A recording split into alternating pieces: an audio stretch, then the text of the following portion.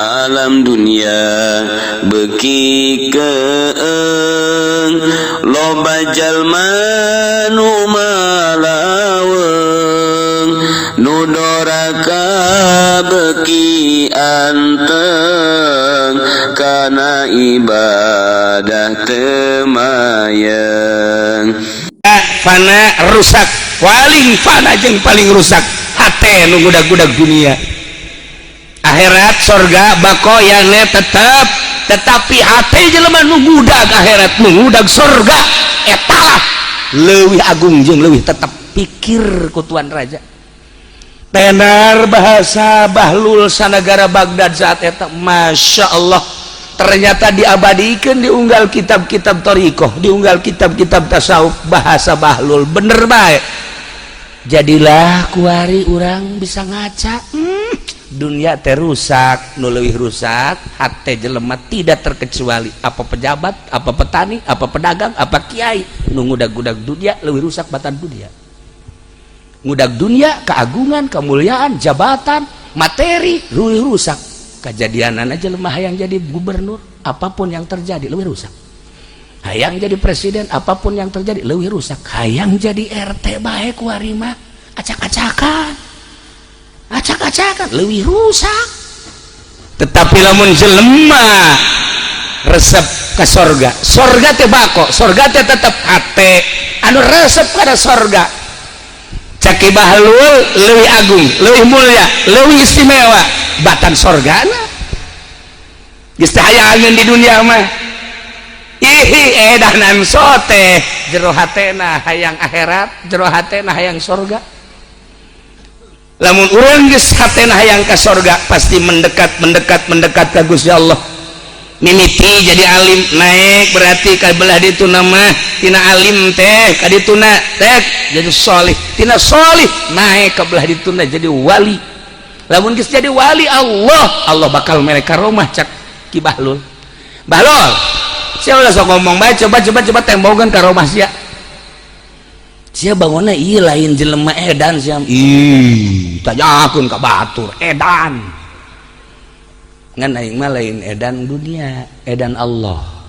nu kadeuleunan naon ku aing ngan Allah bae ngan sia mah moal karti coba Bahlul tembongkeun coba ku sia naon coba kaistimewaan sia engke bae lamun perang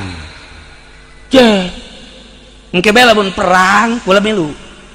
kebenaran rencanana saat eta sabulan deui bakal perang ngalawan kafir akhirnya terjadilah peperangan mukmin jeung kafir ilu Bahlul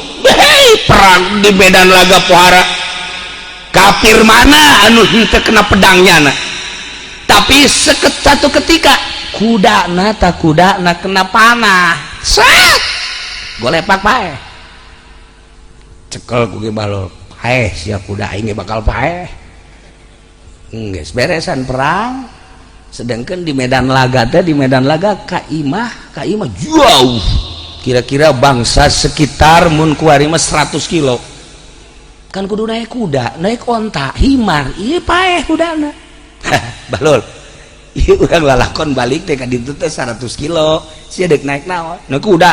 kuda sia mana eta paeh mana dihudang endek ditumpakan aja kuda paeh kumata sia paeh kumata aing aja hirup tapanana lagi lain hiji ulah loba omong langsung baralik kabeh siap-siap panglima geus ngumumkeun segera kita pulang dengan kendaraan yang kita miliki yang kendaraannya mati maka ikut dengan kendaraan-kendaraan yang ada Dahlul ndek milu ka mana moal milu ka mana ini sia balik kumaha naik kuda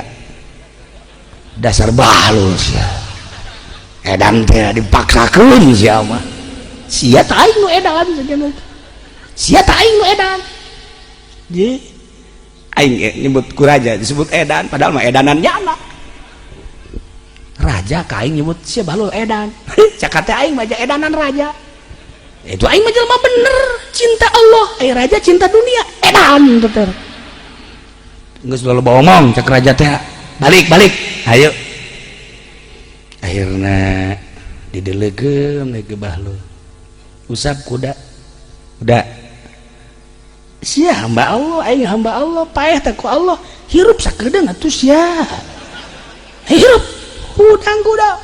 kuda geus we tumpakan sia balikeun mah nya kabeh urang teu kaget bahlul bisa hirupan kuda atuh ai kitu mah engke mah urang bapak urang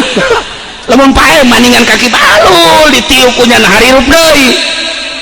betul bahasa bae udah perhatikeun ku kabehan si bahlul balaguanana cenah kuda bisa hirup deui heran aing mah kaki biasa bae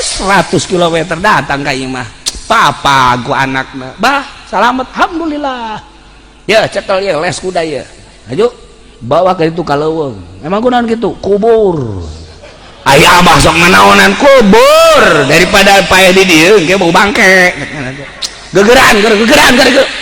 ieu mah ngan sakadar injeuman da Allah injeuman naon pan ieu mah kuda abah injeuman hirupna teu kaharti cak anakna ye ieu mah lain kuda abah kuda Allah kamari dibeli jadi nu abah ngan hirupna abah nginjem deui ka Allah beuh bisa nginjem hirup bahlul masyaallah bahawa ku anakna kaleuweung nu kira-kira teu baueun barang kira-kira cak anakna di dieu ye kuburan mah ye geus moal kaambe ku masyarakat gelepek paeh kuda cak anakna ya bener ieu mah paeh kuda aju kaparangi ku ahli-ahli anu perang teh tadi keurang sia ngubur kuda aduh aing heran ka Abah sia emang beneran kuda paeh bisa ditumpahkan emang paeh ti ditu kene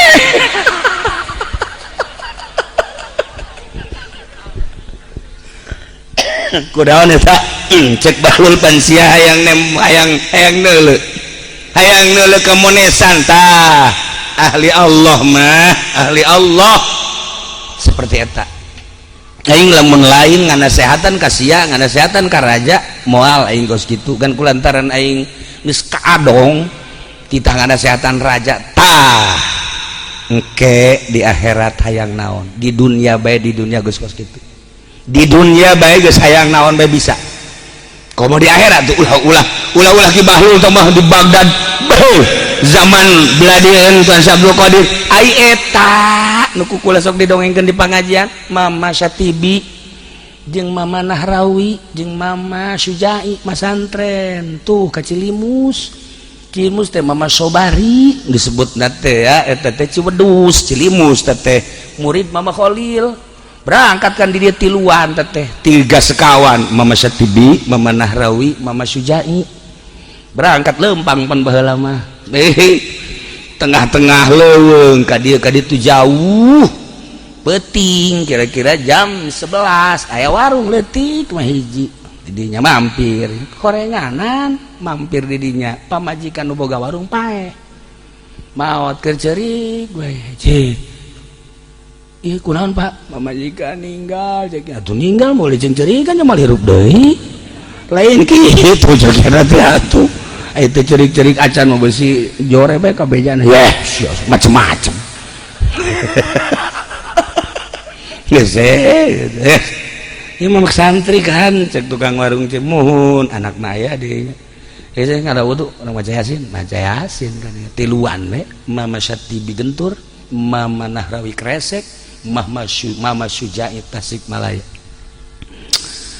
langsung maca yasin beres maca yasin tadi lu balik lalagaan weh ieu lamun ditepakeun sok hirup paras ya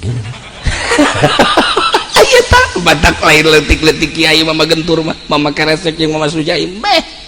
ditepak naonna tepak ieu coba aku sia tepak ditepakan ku Mama Syatibi plek ieu bun-bunana plek 3 kali udah atuh si aki-aki je bisa hudang deui atuh hirup deui cenah ieu biasa we kitu hudang deui je tapi kumaha cek Mama Kresek tapi lamun ditepakeun sok paeh deui coba 1 kali 2 kali 3 kali golepak deui toh pake lalagaan masantren kene geus jara di wali nu mantap teureun-eureun uzara ka Gentur teureun-eureun uzara ka Mama Kresek teureun-eureun uzara lamun lain incuna jarah di Muhammadiyah mah disertok harita ku incuna Mama Sujai mah kula jarah kadinya dipertanyakan harita tahun 80 hiji tahun 82 teu meunang kitab bapana teh diasup-asupkeun ka kolong ditindihan jarah di Muhammadiyah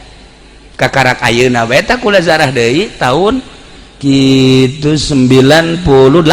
zarah deui ka dieu ti Banjar geus diterima salah sahiji incuna nunggus pasantren ngalang buana nyieun pasantren ahli sunnah wal jamaah dongengnya alhamdulillah cenah ayeuna kula di perangan Muhammadiyah zarah boingeun makam geus bagus Mama Sujai lain letik-letik jelema anak nama jarah di Muhammadiyah atuh sah ai kitu mah mamana luhung anakna boga yayasan can sabaraha tah mah can sabaraha batur mah jadi Muhammadiyah jadi Wahabi jadi Persib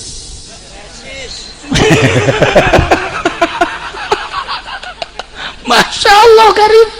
nah dikir cerita ahli Allah Bahlul urang nyaritakeun Bahlul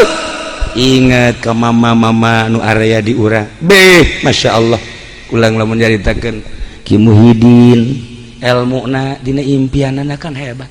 abah kula sok ngadengengkeun harita teh cenah masanten ngan biasa bae kabelah dieuna ngimpi dina impian teh kapanggihlah jeung hiji kiai wali Allah akhirnya dibere cai jadi pinter Ki Muhyiddin berarti adina Kiai di dina Madin apa lanjut kakaknya tuh babah kula mah pandi di itu di kosami masantena nah kabelah dieuna ngaji Samarkondi abah teh di Ki Muhyiddin teh kapan keluar masa tibi atuh mantekna luar biasa beuh Samarkondina luar biasa santri kula ge geus pagahan mantek mantek kore martil di babawa bae jeung ragajina malah mah tah mah begitu ngaji pandi takrir bae takrir Ki Muhyiddin mah almarhum almaghfurlah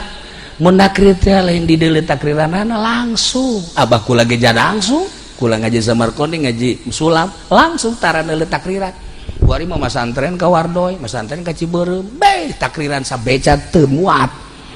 atuh magahan teh takriran nu masalah sih ngan imam carita otak we leungit mah leungit takriranna mal magahan ngaji kunaon ieu prebe takriran leungit teu magahan ngaji Ki Muhyiddin abah jago jasa kula inget ngaji di almarhum abah deh mantek teh qauluhu qauluhu komo cenah Ki Muhyiddin mah emang kumaha satu ketika ngaji Samarkondi poho meureun leng Masya Allah encan anggeus wallahu a'lam bishawab geus eureun penting salat meureun Ki Muhyiddin almarhum ngimpi kumaha ngimpina neuleuh langit bulan caang 14 tanggal 14 turun ke handap set nyanana dina impian sare dina impianana nyana nu ngimpi tapi di jero impianana nyana sare turun ta bulan datanglah ka dieu plek hudang barang hudang sapu tangan di luhur nang saha eta sapu tangan dibuka Masya Allah isi sanomere sapu tangan geus teu pikiran kana ilmu memikiran teh isa impian kok bisa nyata turun bulan ka dieu ternyata aya sapu tangan geus we teu boga pikiran ku kumaha kunaon eta sapu tangan teh diasupkeun ka dieu maca kitab nu kamari deuk diaji teh Samarkondi poho dikitukeun tah si sapu tangan ka dieu keun dibirikeun bae asal maca kitab hese sapu tangan dikadiekeun jadi bisa asal maca kitab nu hese sapu tangan dikadiekeun bisa eueuh nu teu bisa eta almarhum almaghfurlah Ki Muhyiddin tah teangan sapu tanganna di mana maksudnya lamun iya misalnya maca kitab ya jangan mah hese kabeh pan atuh meureun sapu tangan ya taluk aing ka sia ya itu mah nu hese teh hiji dua ieu mah kabeh mong cek sapu tangan itu sapu tangan Masya Allah abah dongeng ahli Allah teu sambarangan komo urang nyaritakeun Abu Yacidahu Masya Allah kula bae ge ngaji kadinya di benak hate teh di benak aya nu ditanyakeun masalahna aya hiji kiai ngaharamkeun make cincin haju kula nyaho ala kadar dina Bukhari jah sunnah nyaho dina fikih teh jah sunnah cara makena geus santri mah tugas jelas tapi kiai ngaharamkeun akhirnya nanyakeun ka Buya ngaji malam Salasa harita teh. Masya Allah eta Abuya ngaji malam Salasa eta ieu cinggir datang ka dia make cincin kabeh di dia ka dia make cincin meureun suku mun kadeu mah dicincinan kunyana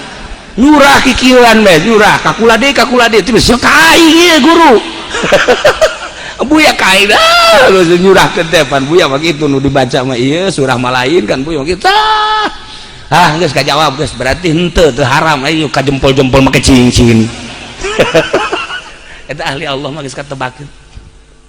gimana cerita lain keur agul cerita katebak nebak ku kula Buya kula lamun berangkat kan di dieu teh jam 11 kadang jam 10 daripada ngalamun sok maca Yasin keur katalar keneh kuring teu maca waqiah bagi kolot jadi bagi poho lam yakun il teu katalar si ieu tabarok gitu lah osok kos kitu tah kunaon tah barang datang ka di surah ku Buya bener di mobil maceknya daripada ngadengekeun lagu daripada ngobrol teu paruh atuh mending maca Yasin tabarok waqiah jata mah aing berarti kan nyahoeun mantap kula sok nebak ka si ieu tah lain deui budak hayang kawin bener bae atuh naon malancrit pan ieu na mancrit teu mancrit parfum na ge lain sembarangan set berarti ieu bar balek dodolog ieu makan kitu tah ieu keur carita ahli Allah Bahlul mah eedanan ahli Allah teh kuari Masya Allah karim ngangsong-ngangsongkeun diri lain goreng emang hese tipikal tipe wali-wali Allah Subhanahu wa taala malam ieu urang di dieu ngahaolan ahli Allah nu dicaritakeun ahli Allah ku urang abeh naon urang kasinaran ku ahli-ahli Allah Subhanahu wa taala dongeng politik capek dongeng ekonomi teu kebedag ku urang dongeng budaya moal aya anggeusna tapi dongeng wali-wali Allah seputar ahli-ahli Allah nyelecep kana hati siga nu edan padahal teu siga nu salah padahal teu omonganana sakecap nyata omonganana tara diatur ahli Allah mah tapi jadi kenyataan terus sepanjang masa aya bae sepanjang aya waliullah moal wakat kiamat teu kudu dicaritakeun ku kula ucapan-ucapan Kangjeng geus arapal urang kitulah para jamaah kaum muslimin wal muslimat rahimakumullah Bahlul can anggeus ya Bahlul loba keneh Masya Allah ieu kadang-kadang nurutan Bahlul si Bahlul mah pandahar bae ngana mah dahar bangun aya jelema dahar bae nah ieu geus sarua ngana mah aya jelema dahar bae atuh Bahlul beneran ieu mah ya para jamaah kaum muslimin wal muslimat rahimakumullah Bahlul dipanggil deui ku raja titah ngasehatan ditanya Bahlul aya teh si loba jelema waktu maneh kaluar tah ti guha henteu siga jelema aju salat bae eta naon maksudna cek Bahlul cinta Allah tilu rupa hiji cinta Allah cinta datang ka kaedanan geus di mana bae iraha bae pasti ibadah nu nyana resep deuk salat bae deuk puasa bae deuk maca Quran bae deuk zikir bae urusan nyana moal aya waktuna sebab teu kakurung ku bulan kebeurang jeung peuting ku waktu itulah cinta Allah datang ka kaedanan majnun lillah nomor kedua ku anfusakum wa ahlikum naro sieun ka neraka mantak ibadah teh sebab di neraka teh aya kalajengking neraka sebab di neraka teh aya kalabang neraka di neraka teh aya orai neraka hartina diciptakeun tina seuneu berbagai hewan-hewan nu urang sieun diciptakeun ku Gusti Allah tina seuneu sanggup urang ka neraka model kos kitu kakaraku kala dunia ge kakaraku kala jengking dunia kakaraku kalabang dunia urang geus sieun komo engke diciptakeun tina seuneu ku anfusakum wa ahlikum nar aya jelema ibadah ka Gusti Allah sieun ka neraka nomor kaduana ibadah ka Allah resep kana surga salamun alaikum bima sabartum fa ni'ma uqbadar cek Ki Bahlul kasalametan keur aranjeun kabeh salamun alaikum bima sabartum ku sabar di alam dunia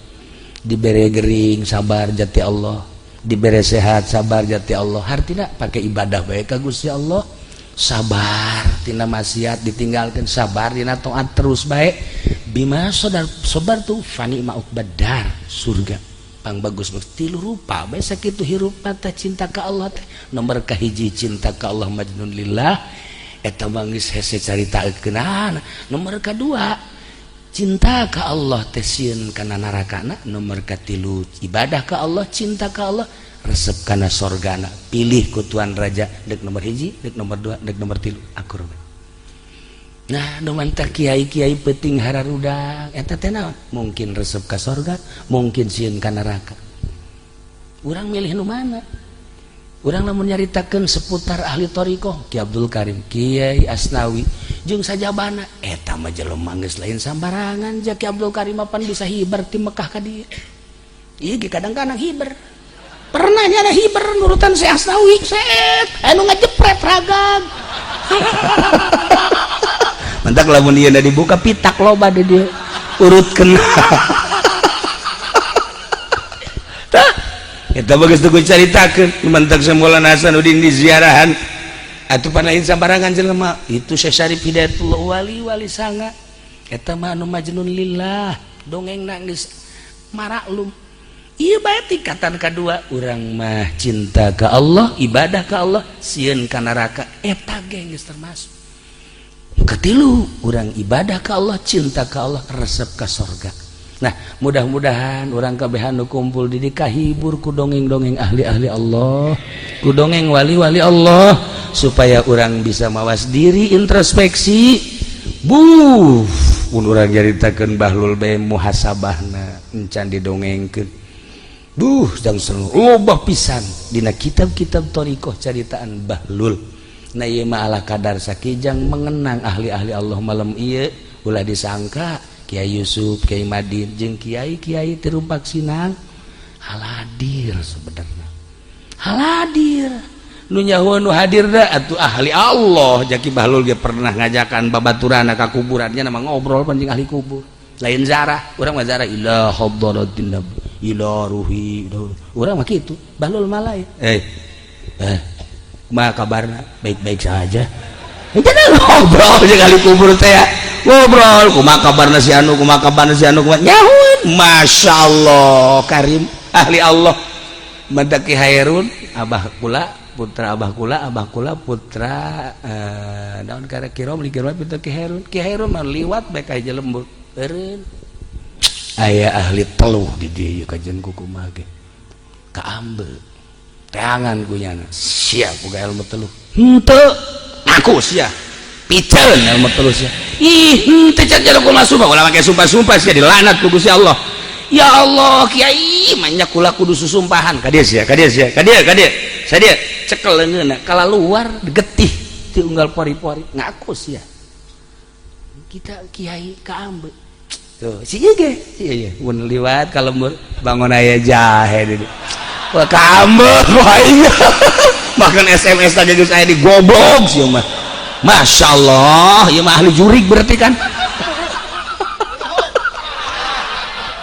lah ieu urang lamun nyaritakeun ahli Allah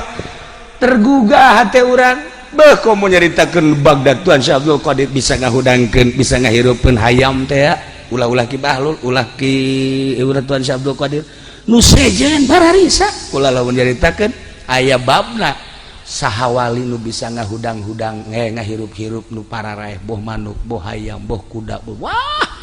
eta kitabna pohara begitu dibacaan masyaallah karim ieulah tipikal ahli-ahli Allah Subhanahu wa taala kumaha sih hayang jadi kos kitu beuteung dijaga ulah sok ngadahar duit ti polisi sakitu bae emang kunaon gitu lamun urang ngadahar duit ti polisi engkena urang teh di jero beuteungna aya nu maen priwit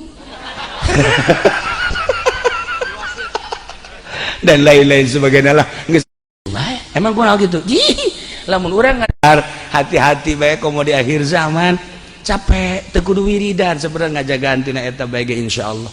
urang boga ilmu hayang mangpaat teu kudu wirid naon teu kudu ngajagaan kadaharan ulah ngadahar duit nu kos kara itu insyaallah capek pas kitu teh capek. Masya Allah karim nu urang mun nyaritakeun kiai ulama nu mantak hararebat hebat teh lain bisa hiber lain bisa nepak sancak hebat teh manfaat ilmu ngajaga kadaharanna komo kiai proposalna nanaonan nanaonan teu salah ngan teu jadi ahli Allah teu salah ngan sakadar neangan ilmu jadilah ahli ilmu ilmiah atuh bagus ieu mah keur carita ahli Allah kan lain deui. Gitulah para jamaah kaum muslimin wal muslimat rahimakumullah, urang doakeun almarhum almarhumah mudah-mudahan dihampura sakabeh dosana.